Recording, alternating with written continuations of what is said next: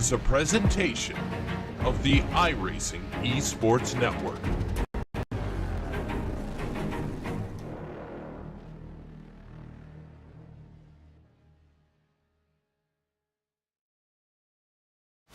So, you want to race in NASCAR. The road starts here. Introducing the eNASCAR Ignite Series powered by iRacing. This is the gateway for all aspiring 13 to 16-year-olds. Starting June 20th, ignite your dreams of one day racing in the top tiers of NASCAR. Go to www.iracing.com/ignite for full details.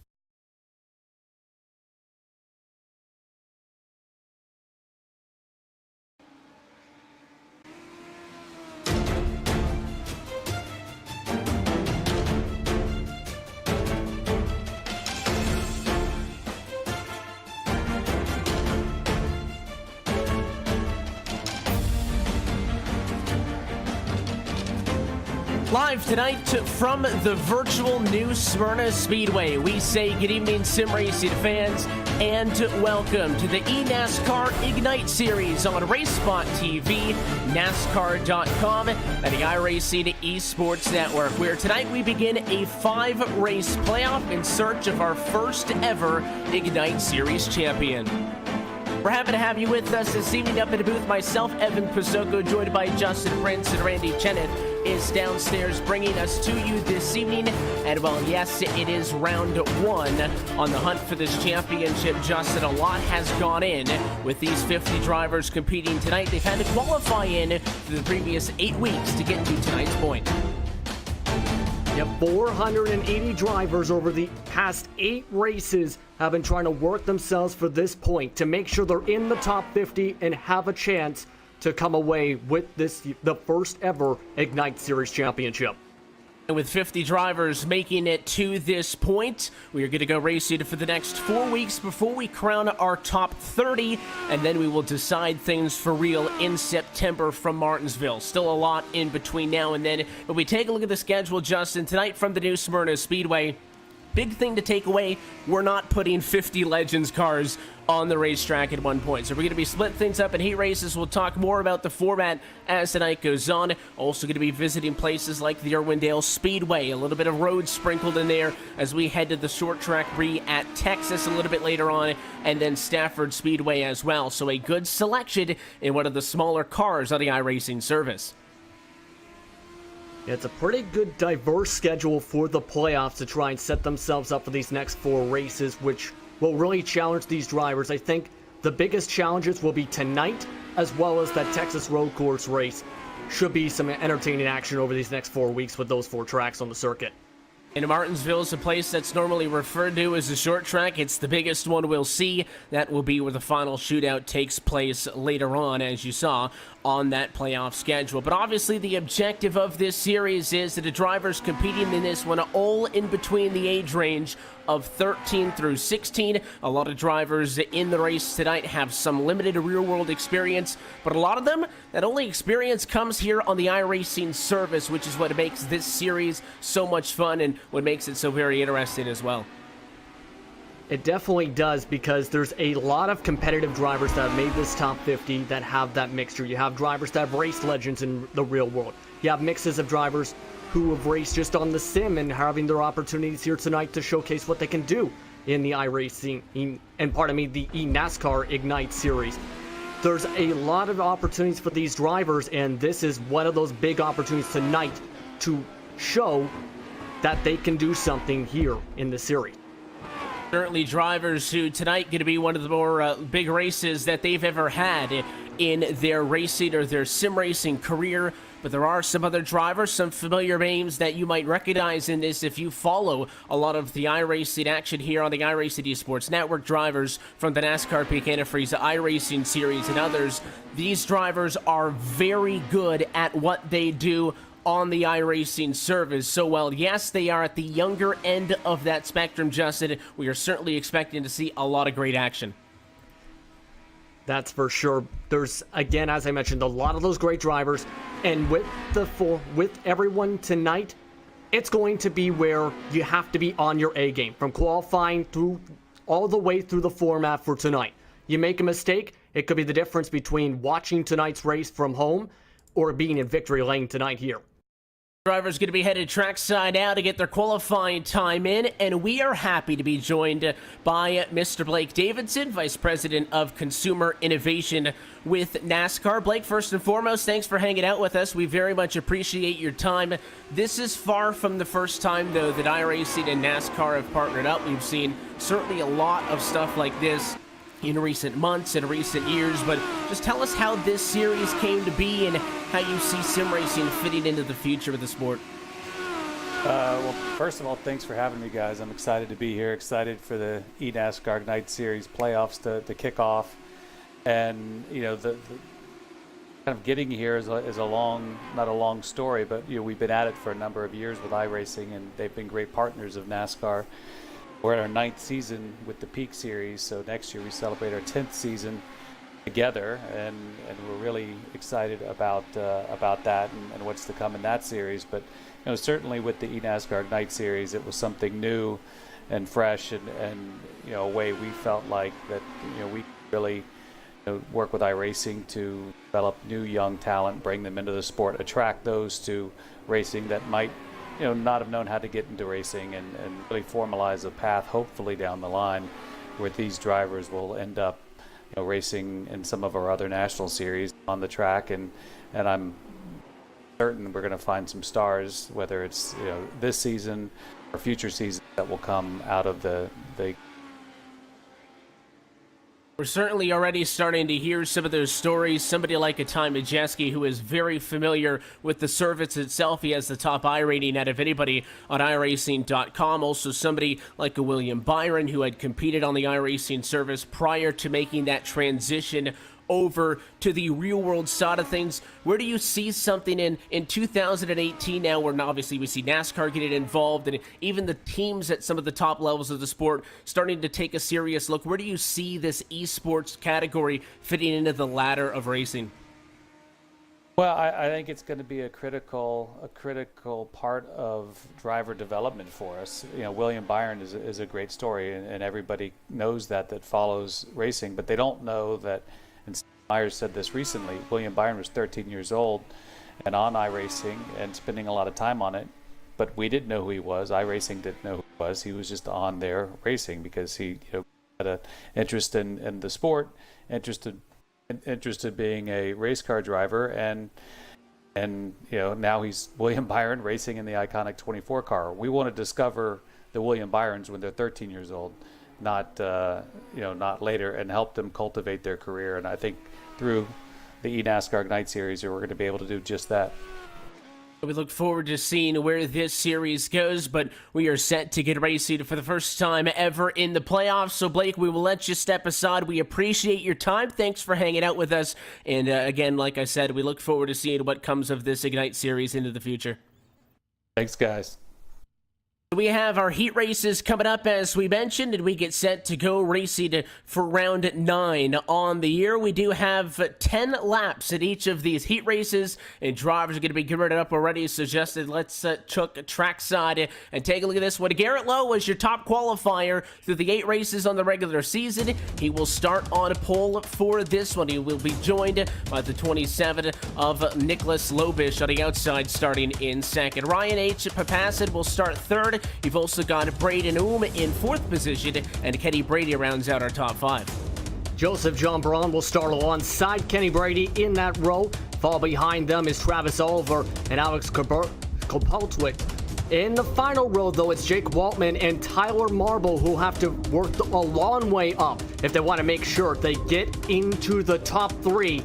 As you've seen, the top 3 from each of these heats transfer to the A main. The pressure is on if you're in the back of the field. And out of the 50 drivers who are here this evening, not a lot of them, I should say, are going to be able to see that 30-lap main event later on this evening. Only 17 total cars will qualify through to that point. It'll be the top 3 drivers, as you mentioned, from all of the 5 heat races that we will see. And then we will have a last chance qualifier A and B later on. Only the winner of those 17 car races going to have an opportunity to see themselves into this main event. There are certainly big names on the front row, and as we discussed prior to going on the air, I think qualifying going to be ever so critical, not only because so few cars going to make it to the main event, but as well, there are no caution flags in this 10-lap sprint to the end. So if anything goes wrong, it could certainly open up the door for some of the cars mid-pack to the back. However, starting up front makes your world a lot easier than it would be trying to come from the back to the front. It definitely will, to have that track position, because you never know what's going to happen. With this kind of a racetrack, for example, anything can happen, especially with turn 2. You want to be in the position where you're in front of any possible trouble and you don't have to work your way from the back or have to try and recover. Anything can happen if you're up at that front. It makes it a whole lot easier. And we're going to find out how the first heat race is going to go this evening as the pace car gets set to dive down to the safety of the pit lane. We're going to go eNASCAR Ignite Series racing for the first time as we get set to go playoff racing for the virtual new Smyrna Speedway. The green flag for Ryan Lowe. He was your top points getter in a regular season, and he'll lead the first lap, but already problems mid-pack. The 31 of Papazian with a big mistake. He'll drop to the back as the field goes down and out of quarter 2. Yeah, unfortunate for him getting wheel spin at the start, but that's really helped that top 5 now really get to single file, get themselves into some open space. Now the question is, can Ulm hold on to where he's at on the bubble spot in the top 3? He's certainly got competition very close to the back end as he sits third at the moment. Kenny Brady, the next challenger, only 1 car length off as this fight heads down to quarters 3 and 4. This race not going to last all that long at all, so if you're not Brady P4 or Travis Oliver maybe a little bit further behind in P5, you need something, and you need something now, but certainly that bad start for the 31 will guarantee him a trip to the LCQ. He started third, fell to P9. No changes in front of him. Garrett Lowe started first, Lobish started second, and they run 1-2 at the moment, but the 25 is under fire. Here comes Kenny Brady, not yet making a move. He's all over the back bumper down to turn 1. He's getting much better exits off the corners and taking his entries better. Brady's got the speed. He just needs to time it up to where he doesn't make contact, finds a way to get side by side. It's just about making sure he gets the timing together as they go down the front stretch. It's exactly what he's looking for, is he's certainly going to want to set this one up. And if I'm Brady Ulm as well into 25, maybe look for a little bit more of a defensive line to maybe go a little bit more so to the inside of these 18 to 20 degrees of banking. You can see the drivers in front of him doing that same thing, protecting that yellow line. You do not want to open up the door to entice that car behind you and to think that he's got a better shot than he does. They do certainly run higher down at this end of the racetrack in 1 and 2, so there is a spot to make a move low if the 14 so desires. There is right now, especially with that front stretch. He's trying to get underneath because Ulm is leaving that bottom side open a bit on the exit of 3 and 4. It's just the way that Ulm's been defending has been making it to where Brady has to check up and make sure he doesn't make contact. He's got to make sure he finds the proper time to just get it underneath, and he almost got it here. Looks like he's got... There's going to be contact. The 25 is going to get spun. It's Brandon Ulm who is in that final transfer position. He gets turned sideways. You'll get a second look on a RaceSpotTV replay. I thought that move low would have been coming in 1 and 2, but he forced his way through in 3 and 4. And Kenny Brady, with an assist to the push bar, now moves to third as we come to 2 laps to go. I don't think Brady was expecting that much momentum, was hoping to hold on to the yellow line, but just pushed up that slight touch, and that moves up and towards that bubble spot. Rejoin the action, and Kenny Brady now at that spot. More contact now. Braun and Oliver, they're going to wreck another car involved. So 4th and 5th crash on the back straightaway. That was not for a transfer spot. You'll get a second look at that one, but Garrett Lowe in the 1 car. nice and silky smooth. He looks like he's going to successfully go from pole to checkers. Final time at a corner. Garrett Lowe's going to win heat race number 1. Nicholas Lobish keeps him honest right there in second. And the controversy may lie with Kenny Brady, who comes home in third. Those are your drivers who will transfer to tonight's main event. Yeah, good start to this event here tonight for especially the battles across the field we have seen in this first heat. Now the question is, what will we expect to see in heat number 2 now that some of the drivers have seen some of the action that's happened just in front of them? Drivers that'll be headed to that LCQ later on this evening includes Jake Waltman, who ends up finishing 4th, and Brandon Oom, who does eventually be able to recover for a P5. Could have been a lot worse for him. That'll at least give him a good starting spot at the LCQ. Tyler Marble, you've also got Travis Oliver, Joseph Braun, Alex Karpowicz, and Ryan Papazian are the drivers who do not advance, so they are headed to the LCQ later on. Field already rolling off. Let's introduce you to the starting grid for heat race number 2. Andy Tripiano will start pole in this one, and it'll be Brian LaPrade outside of the front row starting in second. Dave Walsh gets third on the grid. He's accompanied by Dylan Alt on the outside of row 2 at fourth, and Hunter O. Johnson rounds out your top 5 qualifiers. And he'll start alongside Riley Thompson, who's got a quick machine, along with Devin Serra in the next row, row number 4. Daniel Silvestri will start in the 8th spot with Benjamin Morton and Camden Weist rounding out the top 10 and the 10 drivers, for this Heat 2 grid. Again, lots of challenges and a lot of good drivers that are in the middle of the field that are going to try and contest for that bubble spot. And the interesting thing is, doesn't matter where you finish at the points in those first 8 weeks, all of the qualifying times and therefore the starting positions tonight based on that qualifying session that we talked about just a little bit ago. So there might be some of the better drivers towards the back trying to sort their way through the field. Let's see what happens as we get set to go racing in heat race number 2. 3 more golden tickets to the main event up for grabs as the field is in the hands of Tripiano. Green flag in the air, we're off and away. A lot tighter this time though in heat race 2. Everybody on top of each other into turn 1. Yeah, Alt actually hit the back bumper bar on LaPrade's machine coming onto the restart, so he's not holding back. He's trying to get that 3rd spot in a hurry, trying to fight on the high side, which is very difficult. He is so far doing a decent job on that outside of the racetrack, as that time Biles had the position to Dave Walsh on the inside of the racetrack. The 19's going to slow up, and that spot's going to be determined contact in the back. It is Daniel Silvestri, who may have had a little bit of help from the 16. He goes up and into the outside wall. That'll cost him some spots. And then back closer to the front, that 19 of Dave Walsh continues, Justin, to struggle on that lower line. He allowed Alt to get around him on the outside after he really had that better starting position, qualifying 3rd, but the 22 was able to get around him. Now the 15 of Riley Thompson gets around him for 4th before he finally tucks up in line in P5. It looks like he's trying to get himself back into rhythm with all these drivers going to his outside. Now that's back single file, he can maybe focus up and go back to his race. The thing is, he isn't taking the exit of the corner, especially turn 2, as strongly as some of the competitors, which is setting them on up, as now he's been pushed to the high side as Hunter L. Johnson is going to make the pass. He can't catch a break on either side of the racetrack, side by side in front of him, and it is a battle for the final transfer spot. Here comes Riley Thompson, starting this P6. He's already gotten 1 and 2. He needs one more spot if he wants to crack into the top 3. Not able to do it there, though. Got the inside positioning. Alt has looked very good on that outermost lane thus far, and he holds them off for the time being. Just like in Heat Race 1, though, no changes for 1 and 2. It's still Tripiano and LaPrade, 1-2, and they have a good amount of space in between them and Alt right now, who 3rd is not all that far in front of a pretty big Hornet's Nest for 5th on back. Yeah, the Hornet's Nest is getting very feisty, in fact, because Walsh has gone into the rhythm. Hunter L. Johnson is now forced to side-by-side moments where he's now losing track position to Devin Serra, in fact. So right now, everyone's just trying to get themselves to where they're single file down the straightaways to get back into rhythm. They don't want to risk going side-by-side, where either inside or outside, people are making those passes stick on either line.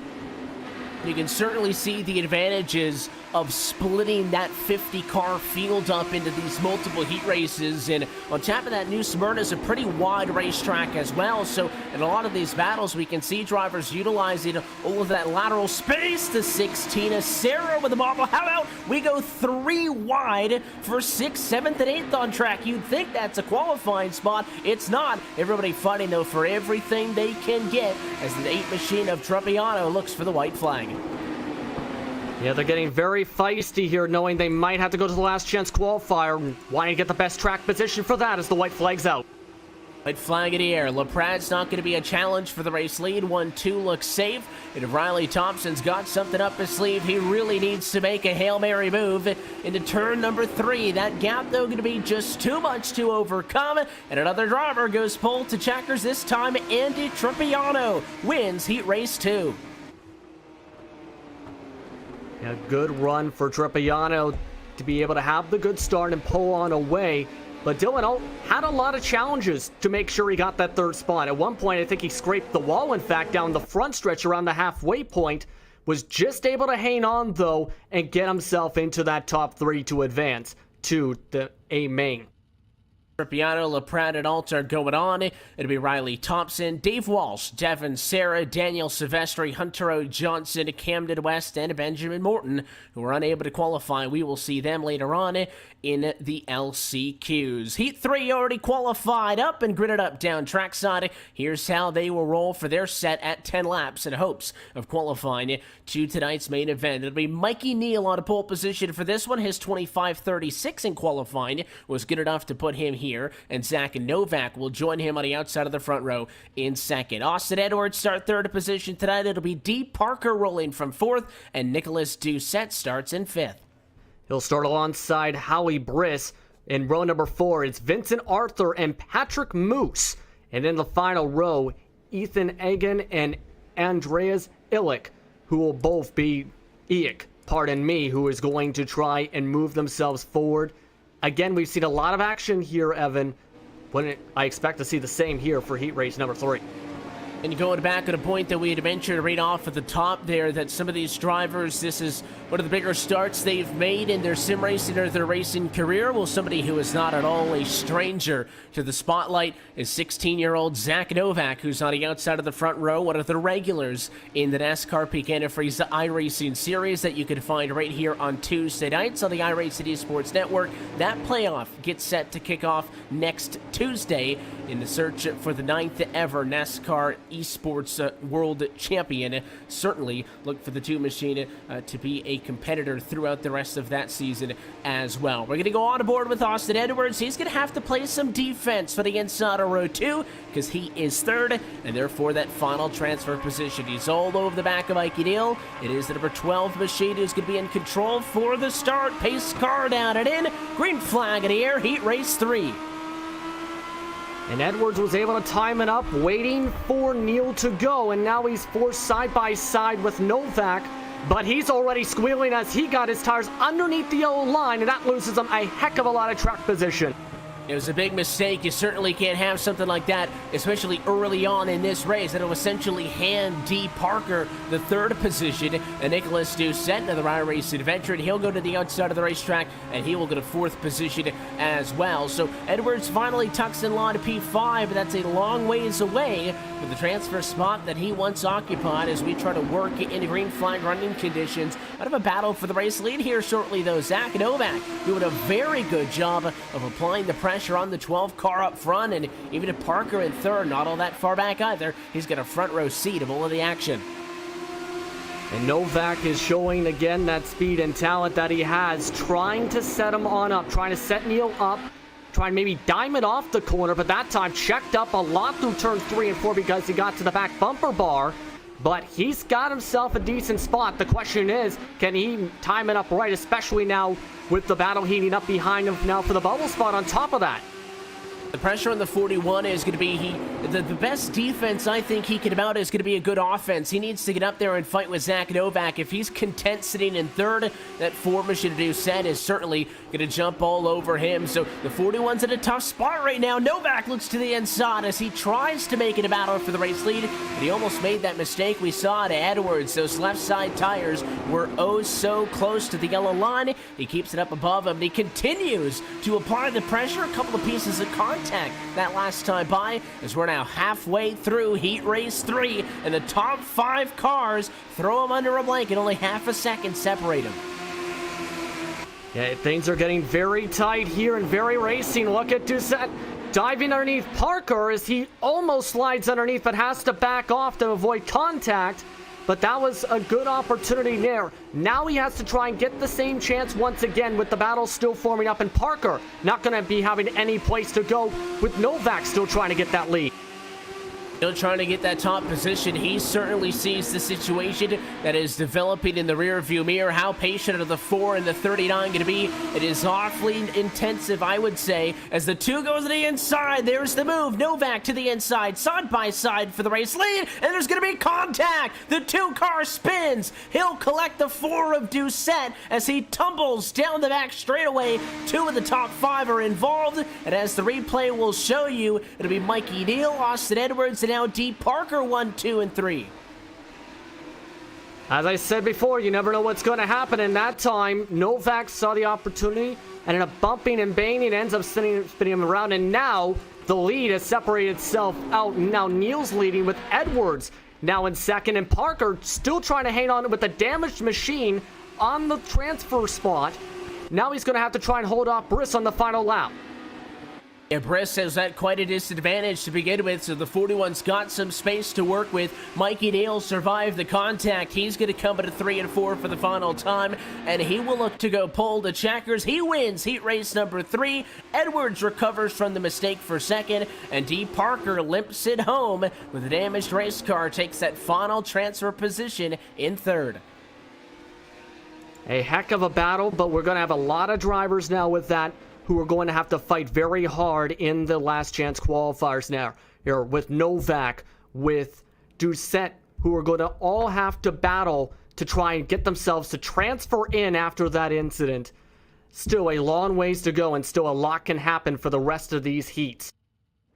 It'll be Howie Briss, Vincent Arthur, Patrick Moose, Ethan Hagan, Zach Novak, Nick Doucette, and Andreas Eek, who come home in those non-transfer spots. They are going to be racing a little bit later on this evening in those the LCQA and the LCQB. As heat race number 4 rolls, we take a look top to bottom of the starting grid. Jacob Hall will start this one on pole position. He will be joined by Jake Matheson on the outside of the front row in second. Third position belongs to J. Mitchell Adams. Fourth is Spencer Tarts, number 34, and then one row back further, the 11 and Dylan Hodge will start in 5th.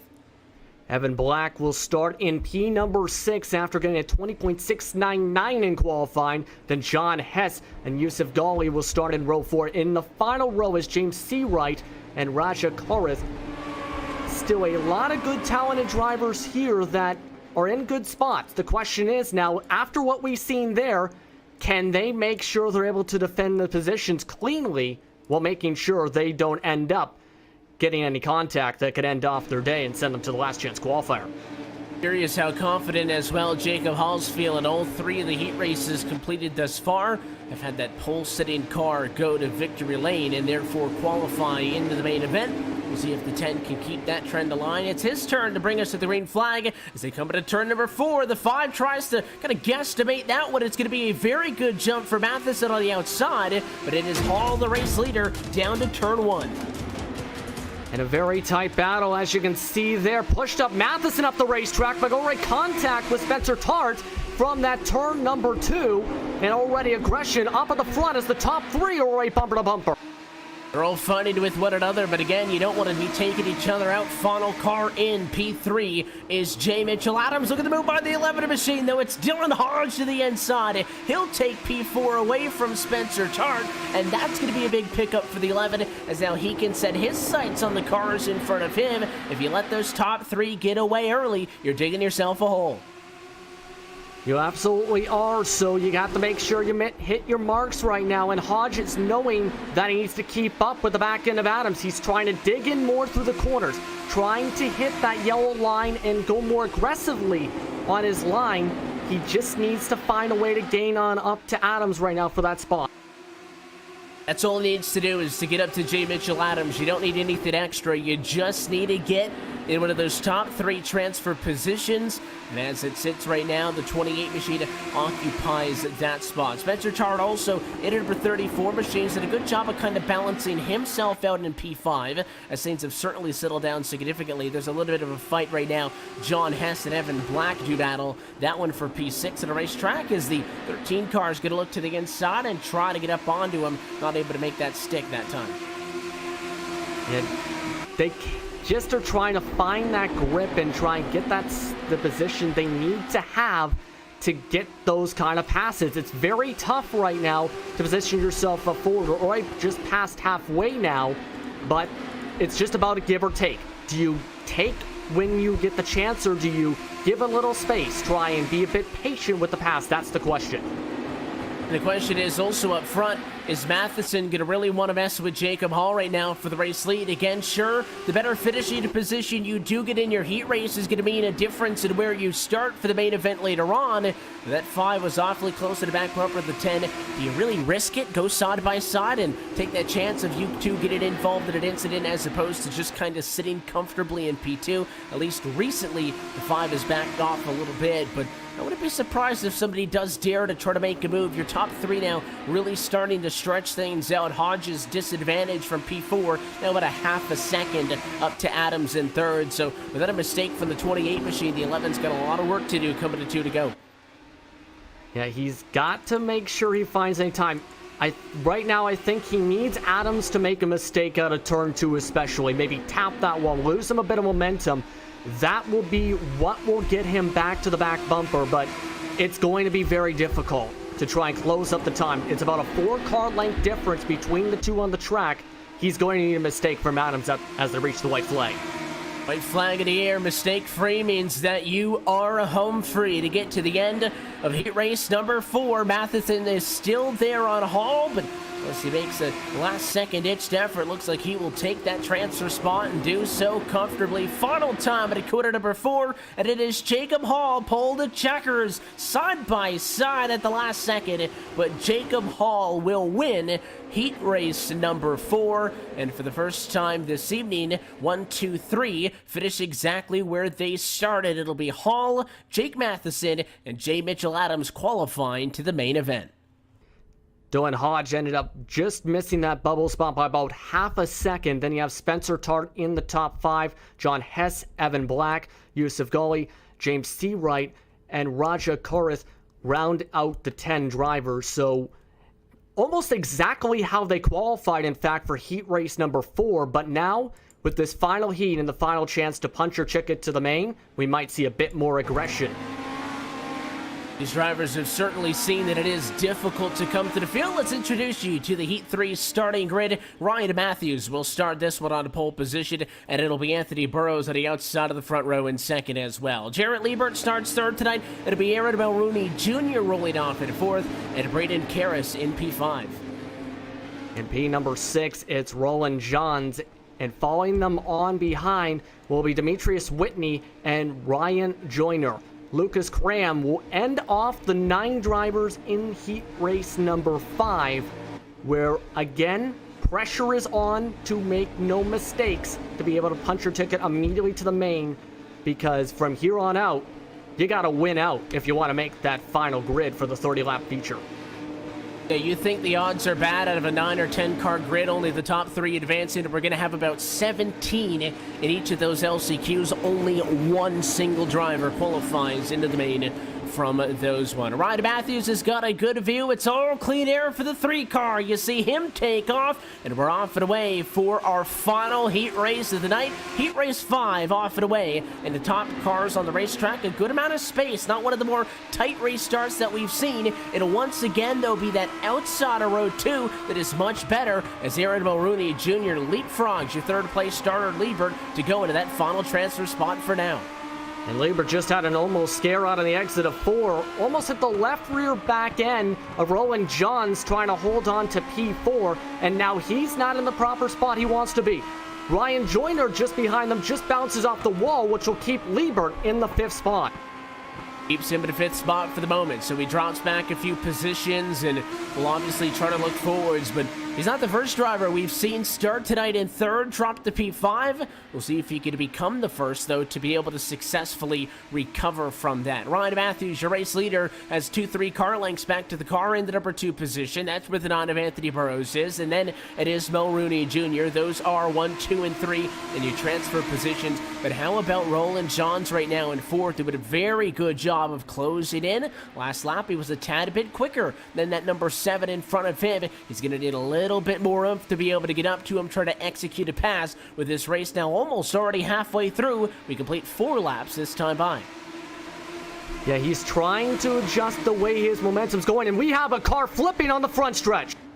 Big problems in this one, and it is going to be behind your race leaders. They're already going to get themselves cleared off for the racetrack, so no worries. And again, with caution flags turned off, we stay green, but the car you saw flipping on the front straightaway was at 49 of Ryan Joyner. His night obviously comes to a crashing halt, and he'll find himself at the very back of the LCQ later on this evening. It is still Johns, the only real competitor up to that 7 machine. Liebert, Caress, and Whitney, they've all fallen off at the back end just a little bit. The 23 is there. He's knocking on the door. Is he going to be able to execute, though? Yeah, he's trying anything he can in terms of the line, really pushing on the exits. Last time by on the front stretch, he pushed on up. He's been gaining the time the most when he's been able to get the left side tires, believe it or not, just underneath that in the apex towards the middle exit to be able to get that little boost off the corner exit to try and keep up and gain that extra little bit of time on that number 7 machine. And we've seen some of the intervals, I should say, now go a little bit back and forth, no longer all in favor of the 23. Mulrooney Jr. had a better lap a couple of times. The 23 machine just kind of got back into it, 4/100ths of a second better. Popsicle 6 to the air, though, 2 laps to go. You got to pull something out of the back pocket. P4 Johns not close enough. He's about 3-4 car lengths still off of him. And he tried to pull something out of the hat there, but tapped the wall, which is going to really hurt his momentum for these final couple laps. He's trying, but with the white flag coming out, I don't know if there's enough time here to catch up to Mulrooney. Might have to be a mistake out of the 70 camp of Mulrooney. Maybe he feels the pressure and slides up in 3 and 4. Final time, though, Ryan Matthews, smooth sailing for him. Anthony Burrows, a small challenge for the 7 behind, but it is going to be Matthews who wins heat race number 5. Burrows in 2nd, and Aaron Mulrooney Jr. does hang on and is able to defend off of Roland Johns. And those will be your final 3 drivers headed to tonight's main event through the heat races. Yeah, John's not advancing. Now he'll have to go to the last chance qualifier, but a heck of an effort to fight as hard as he did to continue to try and contest from behind. Jarrett Liebert, he's got a fast machine, just needs to get a good rhythm and a good start. Then you have Braden Caress, Dimitri Whitney, Lucas Cram, and Ryan Joyner, who will end off the field for heat race number 5. And now it's time to refocus, because you're going to have to try and win this race, one of these 2 last chance qualifiers, to move on now.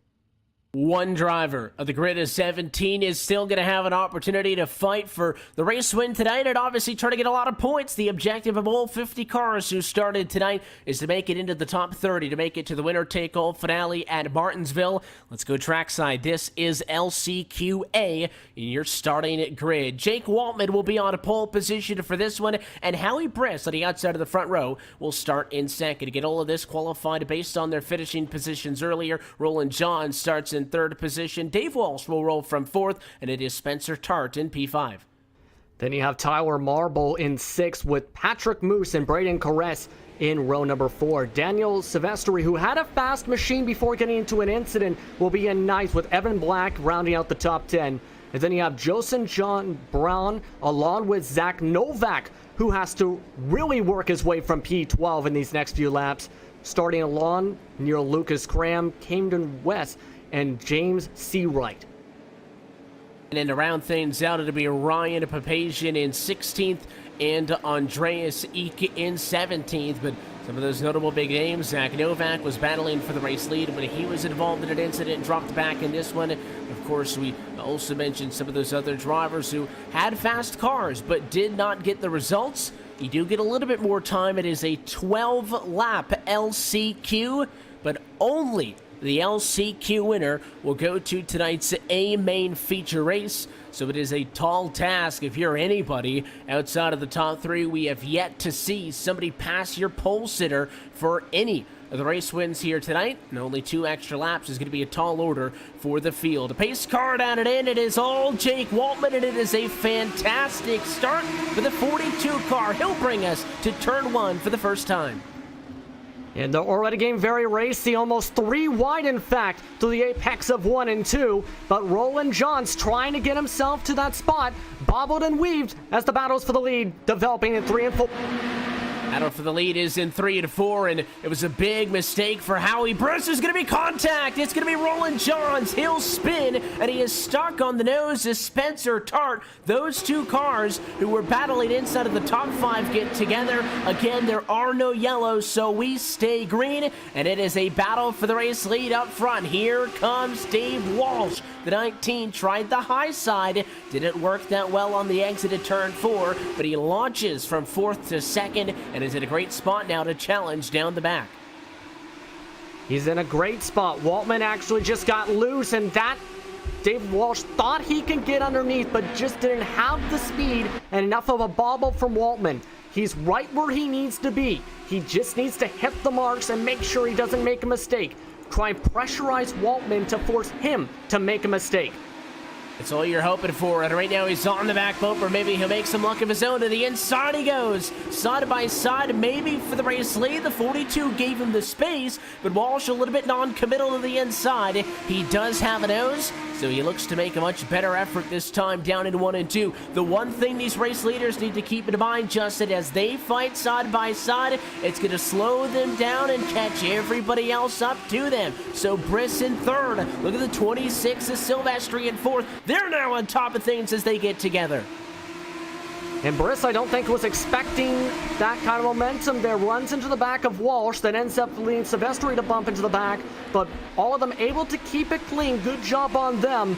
Now they have to try and regain the game positions back. Speaking of gaining positions, Zach Novak has already got himself to P6.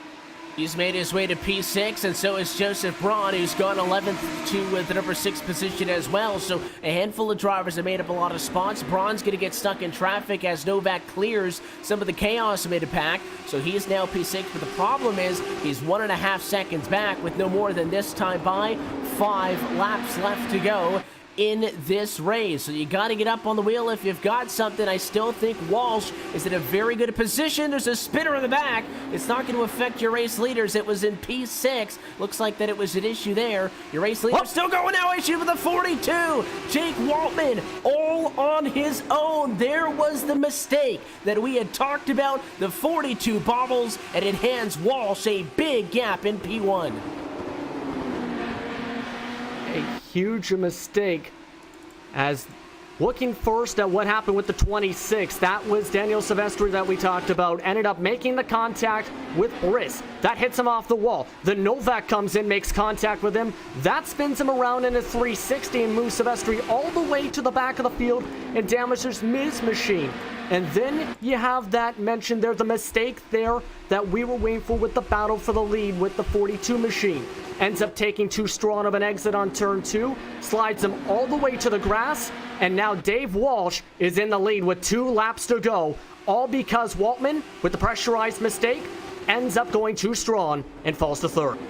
And it may have looked like at a first glance that he touched him, but you saw in the replay there was no contact at all. Walsh was just hounding him on that back push bar, and it was off of the corner. He felt the pressure. Waltman just made a mistake, and It's certainly going to be a tough pill to swallow as he heads into next week and looks like will not have an opportunity to fight for the race win in the first week of the playoffs. It is the white flag in the air for Dave Walsh. Picked up a couple of spots from a wreck and then pressured your race leader into a critical error. He'll be the one lucky driver to go in from LCQ number 1. Dave Walsh wins and is headed to the main event. A heck of a run from Walsh because he had shown speed in his heat. Able to pressurize the 42 to make the mistake from Waltman and able to come away on top to punch his ticket to the main. Heck of a run to be able to get himself to where he needed to be to win this qualifier.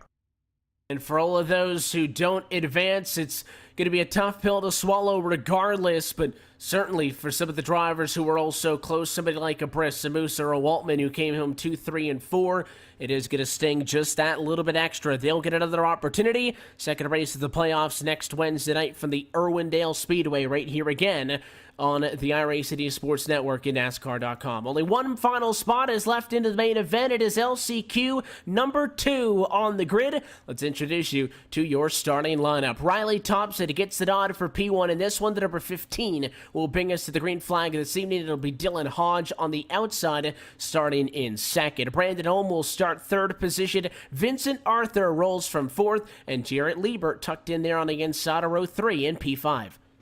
He'll start alongside Devin Serra with row number 4 being John Hess and Travis Oliver. Ethan Hagan and Dimitri Whitney will start inside the top 10, with Hunter O. Johnson having to work his way from 11th spot alongside Yusuf Ghali.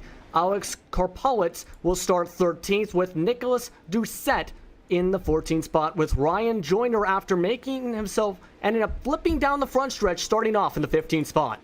And it really hurts those drivers way back here. 16th for Benjamin Morton and Reja Caruth, who is in 17th. The results from those heat races just really stings them. It's going to be nearly impossible for somebody way back there to be able to transfer in. And again, as the lights go out on top of the iRacing pace card, we get set to go racing the next time by a majority of the drivers who started the race tonight don't make it to our main event of the 50 top finishers in the regular season on a weekly basis all the way through Stafford. As we try to figure out who those top 30 will be on any given week, only 17 cars do make it into that main event. We have 16 names. We just need one more. And Riley Thompson's got an awful good shot at making sure that it is going to be that number 15 machine. Pace car headed in. 12 more laps on the scoring to pile on. We go green at LCQ number 2. And a good clean start, pardon me, to this one, but already contact on 1 and 2, so someone sent sideways. Hunter L. Johnson. Problems with Johnson, obviously not going to be any good for him. He spun, was able to recover. The field split high and low, and the race up front uninterrupted by that one. Thompson leads at the completion of lap 1. Hodge going to be tucked in there in second. Then it's Vincent Arthur in third, who picks up a spot. It is Brendan Ohm who goes backwards. The 25 sideways, and he'll spin it out. Ohm is in the middle of the racetrack, and there's the hit. He tried to get around everybody else, and now more cars. A big incident on the back. Yeah, and all making that one mistake leads everyone scrambling where no one else really has room really after he gets loose on the bottom side. Then everyone else, some drivers get on through, but John Hess gets in the grass. That bottles things up as well. Doucette spun around in the 360. Dolly spin around in the 360. Just nowhere for anyone really to go on the racetrack. And that really helps big time the leader for this race. And Devin Serra just got spun out from P3. That caused another big incident with the 29, the 46 also getting involved in this one. We had been able to avoid these types of incidents all night long. In any other case, one car spins, the caution flag comes out, and you back it down without being worried. But with no cautions in this eNASCAR Ignite Series, you have to go, and especially go for broke, with only the winner advancing. We look back at the battle for the race lead. Dylan Hodge just smacked the outside wall on the exit at quarter number 2. So I was going to say we got a battle for the race lead on our hands. Not anymore, as he tries to recover now. You're just saying you got to go when you got to go in terms of trying to get to that lead, and that's what Hodge was trying to do.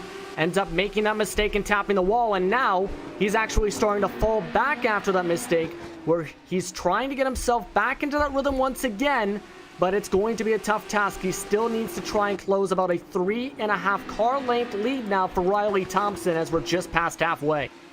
Just past halfway, going to start to count down to the end of this one. It looks like Hodge's car may have taken a good bit of damage in that piece of contact you saw with the outside wall. He looked very good when he was on the back of the 15 machine, and now running back into P2 the last couple of times. He has been able to balance out the lap times. They're pretty even right now, but again, to make up that 0.4 of a second difference, you have to be better at least a handful of times now in the next 5 laps. Vincent Arthur not close enough third. You got Demetrius Whitney and Jarrett Liebert. They're 4th and 5th. Those drivers talking about nearly 2 seconds off of the race lead. So unless something happens up front between these two, it looks like it's going to be decided between the 15 and the 11.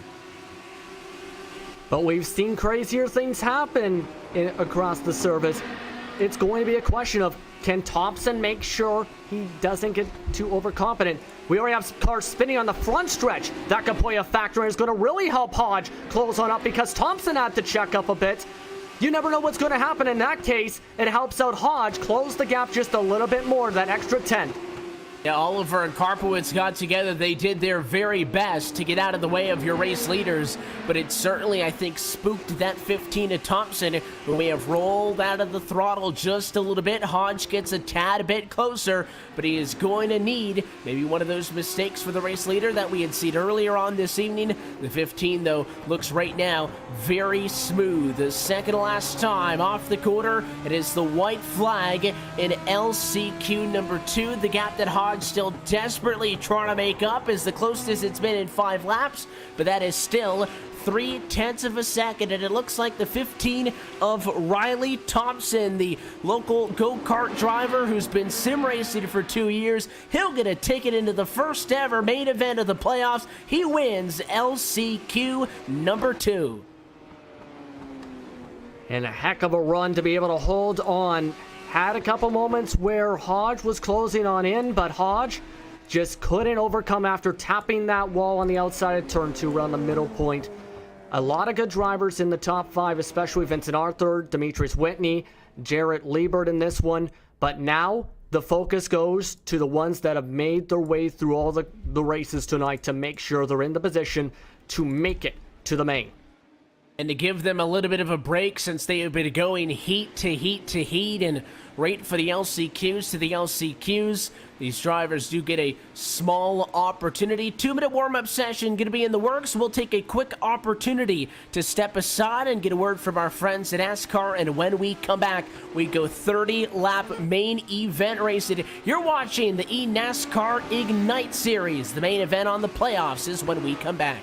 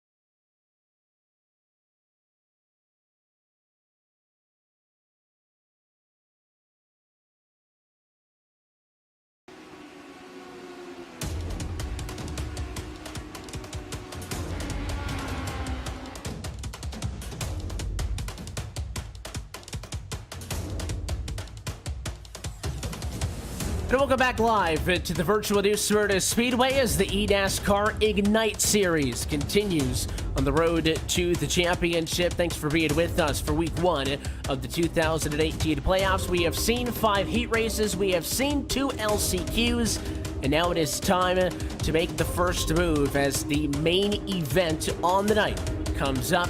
17 drivers of the 15 who started this evening still in this one, and they are hoping to be the first driver to make the first big step in the right direction of the $10,000 scholarship.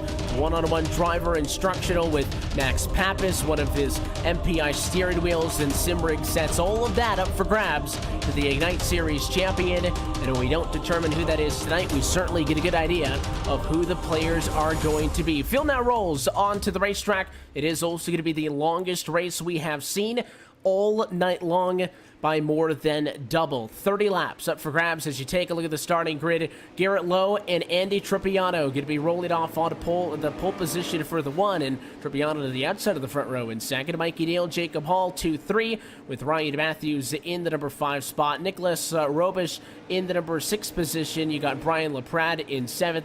Austin Edwards, Jake Matheson, Anthony Burrows to the top 10. The complete running order going to go across your screen.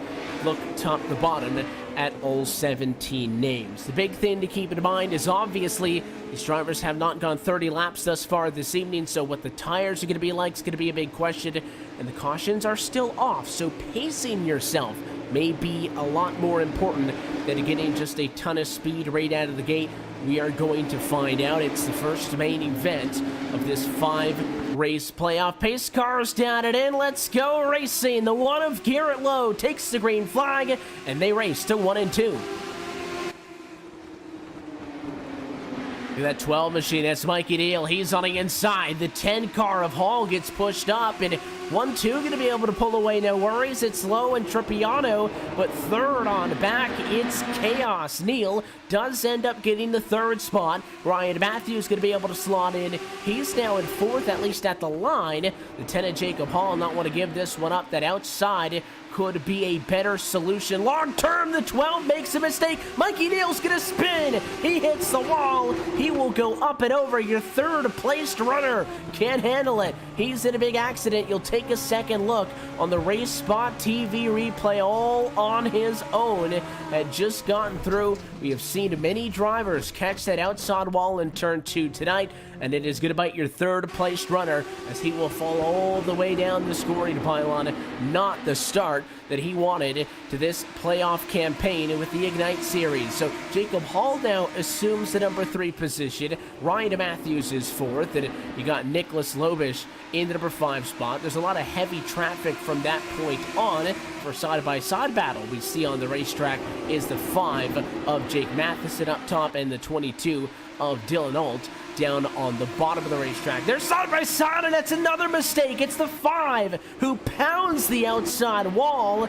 Seems anywhere you stick the camera, it's somebody making a mistake, and that time it was Matheson, who no doubt had to take on some amount of damage in that one, but unlike the issue we saw with Neal, the 5 hangs on, and he is not really going to lose much. Oh, and there's more contact behind them now. Burrows into it. This is the biggest field that these drivers have been racing in all night long. It matches the size of those LCQs, but again, 15 of these 17 cars qualified in through just those 10-car heat races, and in those heats, we made a point of noting that these are small cars, a relatively wide racetrack as well. There was a good amount of real estate up for grabs.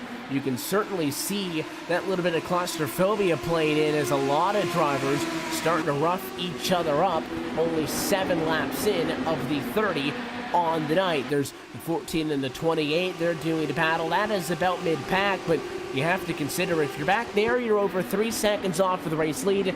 Probably not in a position at the moment to challenge for the race lead unless something really goes down. So this looks like it's certainly going to come down to Lowe and Tripiano. There's another car on the back straightaway. It's Burrows who is on his lid. He went up and over after the 19 machine made a mistake, cut him up off of the corner. That was Dave Walsh, and again, big issues in turn number 2. That seems to be Calamity Quarter. I know earlier on in this race, Justin had noted that after watching a practice session, he felt like that might be a place to keep an eye on, and certainly thus far in this feature race, not a lot of good has come at a quarter number 2.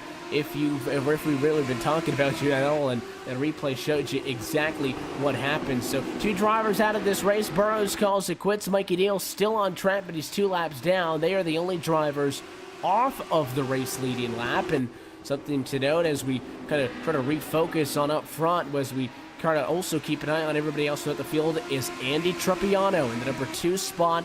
He is closing on Garrett Lowe in the battle for the race lead. It had been even at about 0.4 of a second. We'll take a look this time by Lowe's lap time, a 20.739. It was a 0.736 for Trappiano, so just a sliver better on that lap. But the 8 machine certainly has showed some promise in being able to kind of keep this an honest race, and Garrett Lowe, I'm sure, would like to see that interval getting a little bit bigger as opposed to it continuing to close down. Lowe does make some of it back up the last time. The one constant, though, is, Jacob Hall's in third. He's having a great fight right now with Ryan Matthews, but they are all losing time. So significantly, P1 and P2 are the fastest cars on the racetrack, but they do appear to be pretty even. Now, Garrett Lowe obviously had the success earlier on in the evening that allowed him to get that straight ticket into this main event, and obviously the difference maker could very well be pole position. All but one of the races that we have seen this evening have been won by the car who started in the number 1 position. Trappiano wants to continue to change that statistic. He's now within 0.2 of a second. So the 8 machine has the advantage here on the 1, where he can look in front of him, see Garrett Lowe obviously, and figure out what the 1 car is doing to get that speed. Lowe's at a disadvantage. It's a lot harder for him to take a defensive line or to look back and see what the 8's doing while he's trying to go through the corner and kind of keep a half eye on that rear view mirror. And that's where you see mistakes come from. We've seen several drivers pressured into making some blunders this evening, and that comes from dividing their attention between the racetrack in front of them and the car challenging from behind. So if you're Trappiano in this situation, in a very good position to be able to watch what the 1's doing. If the 1 gets a good lap, he knows what Garrett Lowe did to get a good lap around the racetrack, but he can also work around, try to find speed in parts of the racetrack that Lowe has been unable to thus far. We are keeping an eye on this battle for third now, with Ryan Matthews in the number 3 position, hoping to get up into that spot. I should say Ryan Matthews into 3, looking to get in third. He runs into 4th right now, and he is trying to catch up to Jacob Hall. So good battles going on towards the front and mid-pack in this race. Looks like the 10, though, of Hall kind of accepting the fact that he doesn't have a race car to go up and challenge up front. But again, with the objective being to just get into the top 30, third in week 1 of the playoffs is more than what Jacob Hall maybe could have asked for, at least to just get the ball rolling and then kind of set yourself in a position to build off. But still doesn't have third locked up. We just crossed the halfway point. 19 laps this time by of the 30 in this main event going to be complete. Matthews all over the back bumper now in that fight. Looks like third the best place to be on track, and there's the move. A little bit of a bump and run in the center of the corner. He loosened him up. He'll go to the inside, and it is side by side for third on track. Matthews wants it. The 10 is not going to give this one up, but it is a lot more of a handful than he would have expected. It's now a 4-car battle. You've got Lobish right there. There's going to be contact. Matthews gets sideways. He will hang on after he pushed up and got into the 10, and it is no holds bar in the battle for third, as a lot of contact has really now opened this thing up. How about 2 sets of 2x2 in the fight for 4th position on back, with Jake Matheson slicing and dicing his way into P4, 3 cars behind him battling for 5th. And you would think, at least with one of the longer races on the night, that the later we get into this thing, the little bit more separation we would see. Has not been the case in this main event as they continue to hound each other mid-pack. Nothing has changed through all of this up at the front of the field. Andy Trappiano is still trying to get himself into that number 1 position, a driver who has real-world experience, a past quarter midget champion who has been racing on the iRacing service for 2 years now, is trying to get Garrett Lowe, who is one of the more familiar names here on sim racing. He also races Legends cars on the real-world side of things, and has been racing out of North Carolina in sim racing for 3 years. So you do have, interestingly enough, I would say it's almost a 2/3 split of these drivers who have either limited to no real-life experience. A lot of drivers have some experience, working on teams at their local short track and whatnot. But a lot of drivers in this, their experience is limited to the sim only. I do find it interesting that drivers running 1 and 2 right now are the drivers who have a significant amount of experience outside of iRacing. Side by side right now for 5th and 6th position, Nicholas Lobish to the inside of Dylan Alt. Those are two names who we have been talking about a good amount this evening. The 27 is trying to get around him, and again, all of these drivers vying for critical points that will qualify them into that winner-take-all race at Martinsville come the middle of September. But if you're still waiting around to make a move, you've been patiently stalking on somebody, now is the time to go. This time by only 3 laps left to go for the virtual new Smyrna Speedway. Garrett Lowe is oh so close to becoming the first feature race winner of this eNASCAR Ignite Series for the playoffs. We mentioned earlier this evening that he came into tonight with the most points out of anybody in the regular season. 15 wins in 16 starts in the regular season, and it looks to continue that dominance. 2 laps to go. Tripiano is there, and in all honesty, the 8 has been there all night. These cars are so evenly matched that besides a couple of fluctuations by a few thousands here and there, they have been on top of each other. But Garrett Lowe takes the white flag. 1 lap left to go for the new Smyrna Speedway. The 8 drove it in hard that time.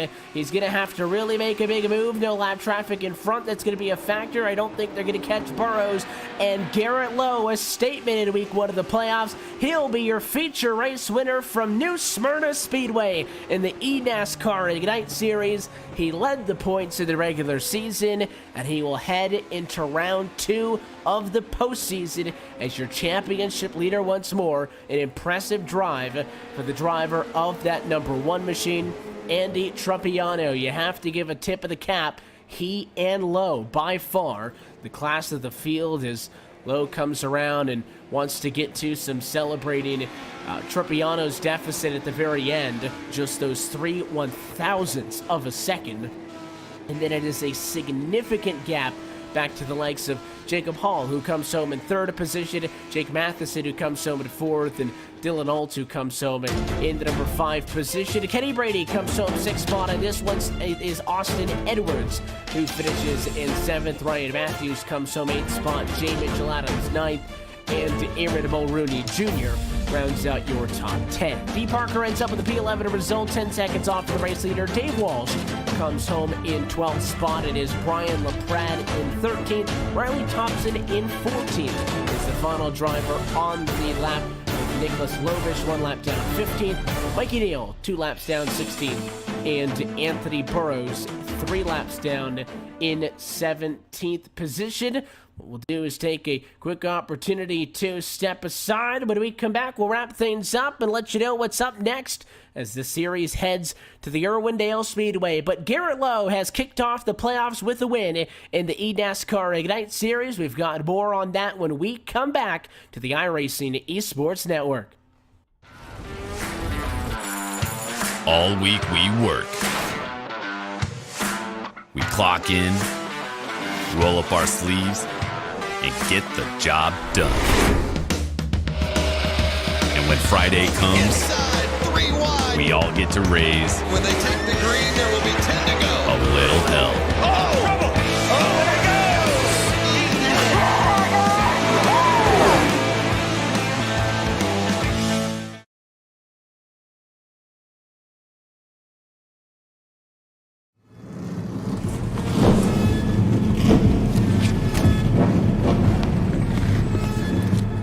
Things can get rough out there. The bumper to the back. You think you got the brass? I proved it last season. That was last year. Now we've got young blood ready to take out the old. Start your engines. It's time to race.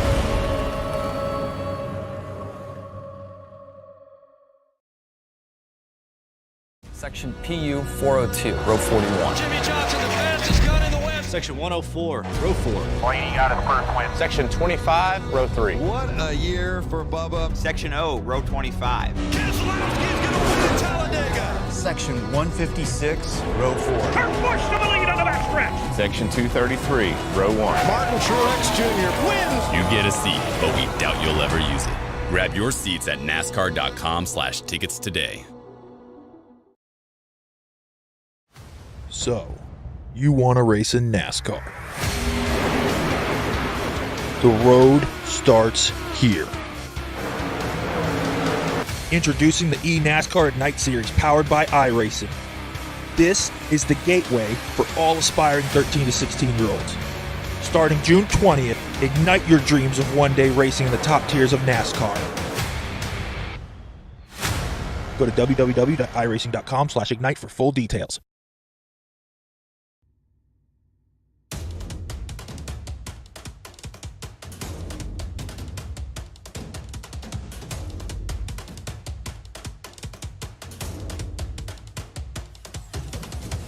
Welcome back to the virtual new Smyrna Speedway, where RaceSpotTV's coverage of the eNASCAR Ignite Series continues.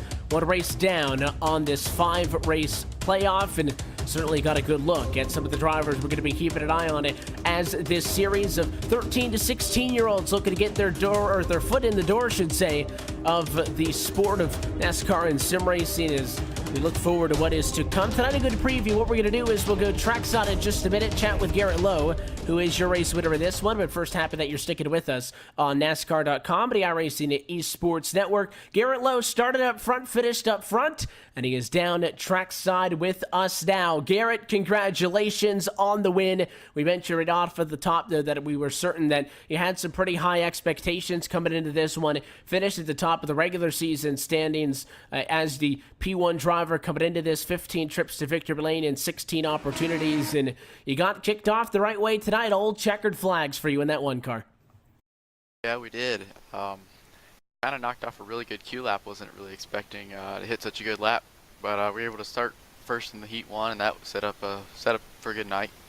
We're just able to finish first in heat one and start on the pole, and kind of able to get away from the field there. And Andy stayed on my bumper the whole race. He drove a great race as well. So great race to him. Obviously, starting up front gives you a big advantage. You mentioned knocking off that Q lap, puts you up in front of it. I believe out of the 5 heat races we saw, the 2 LCQs at the main event, all but one of those was won by the driver who did start from pole position, but it certainly looked like Andy Trippiano was giving you everything you had there. You guys looked almost dead even. That 0.3 of a second disadvantage on his part pretty much went from the top to the bottom of this race. Did you think that 8 machine had maybe a little bit extra up that sleeve for you? Did you feel pretty confident having that track position, and if he was able to get right on that bumper, you'd be able to hold him off? Well, I think we kind of had a little bit different driving lines, different styles we were using to get around the place. So it was, I knew he had something different than I was trying, and I could see him. He was trying things, and my spotter, Michael Van Estall, was definitely keeping me informed on where he was gaining time, and we were able to stay on top of it and make sure we were the fastest car.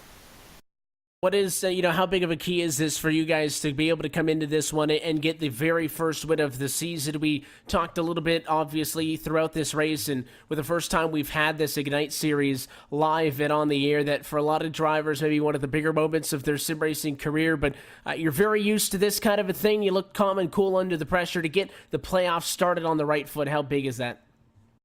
It's pretty big, definitely. Helps, to have a good point lead going in after the first round, to be able to continue that throughout the rest of the playoffs and hopefully into the finale.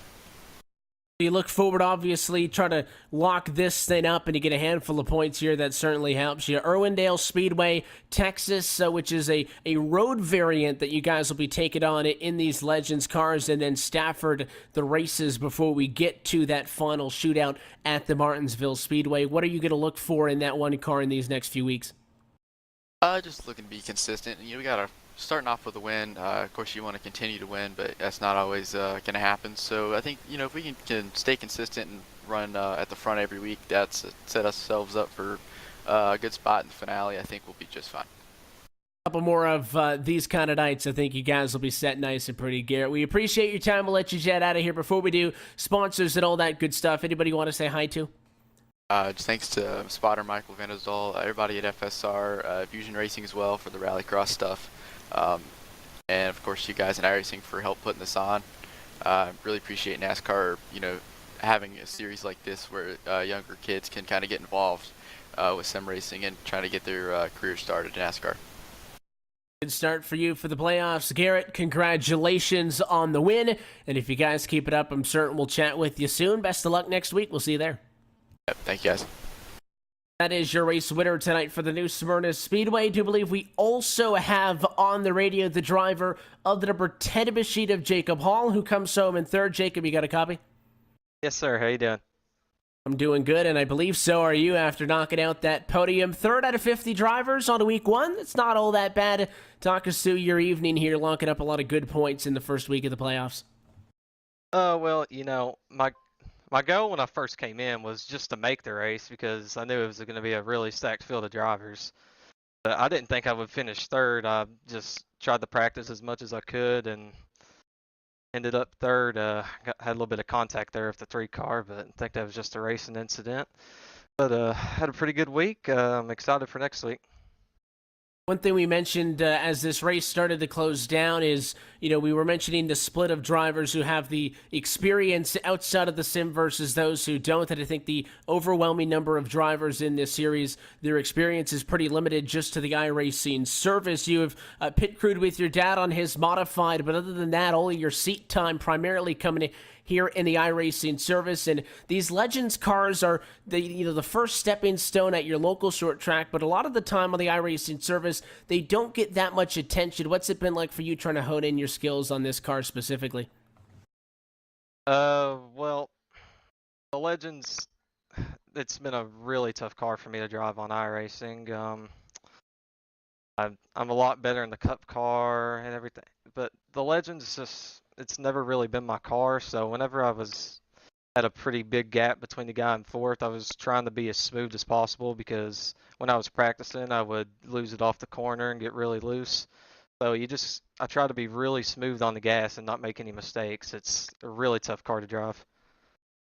Obviously, to be able to find the success here, I'm sure makes you guys feel a lot better and maybe gives you a realistic look at maybe what you can expect. Obviously, to be able to start ahead means that you're not climbing from behind, and it'll give you a little bit more breathing room, but you can't go into the next 3 weeks of this opening round and slack off by any stretch of the imagination. So what is it going to take to not only get this P3 finish here tonight, but to be able to consistently bring that kind of a result to the table? I'm just going to have to continue to practice as much as I can. Have a lot of stuff to do because unlike most other drivers, my school started a few weeks ago. Got to practice as much as I can and just try to avoid the wrecks and try not to make mistakes, really.